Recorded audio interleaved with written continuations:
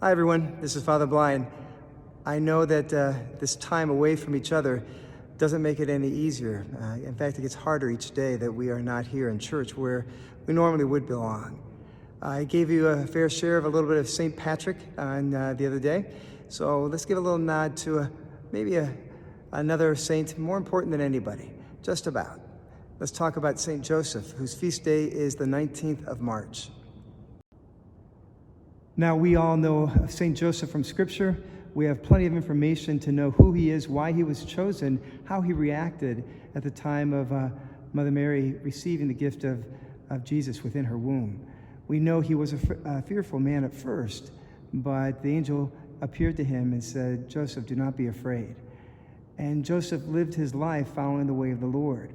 Now, at this time that we're in, the difficulty we are in regarding the virus and the contagion that is spreading, we are people who could be afraid as well. But Joseph gave his decisions, his life, his family to God, and we will do the same.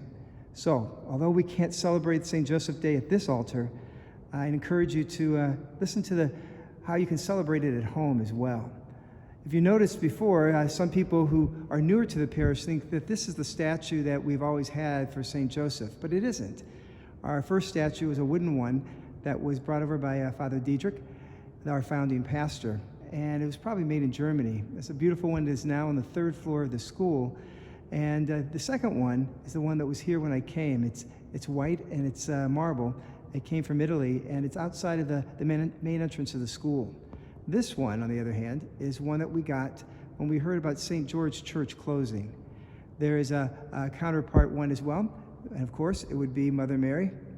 And this one, as well as Joseph, we took at the time that the doors closed. It was hard for the people of St. George to leave a church that was theirs, but now they have their home here, and they're very beautiful statues.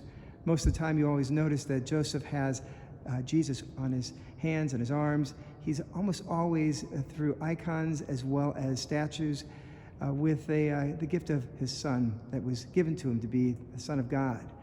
So I would ask you to please consider a little different tradition for your own benefit. Since we're all at home and not able to get out as we normally would, take time to do a little research on the St. Joseph table. It's a Sicilian tradition. Italy loved to celebrate the gift of St. Joseph in the country's life. Since we can't come here, I ask you to please go online, find out who St. Joseph is, but also find out how you can celebrate St. Joseph bread. The tradition of our parish has been for the past maybe 10 years, has been having bread brought in to have blessed, and people would take home a little loaf of bread, a little piece of bread. In a very beautiful way, that was done by Anna Fana from Dominic Rose Villa. She's been very grateful with her own giving, making sure people had blessed bread to go home. Other traditions I started back when I was at St. Clair Church came to be in a way of going to people's homes and celebrating the gift of Joseph, but also family coming together in their homes, making bread, asking for blessings upon the family. Here in this parish, several families, we get together every year, and it's a great gift. So if you know anybody out there who does it, celebrate it well.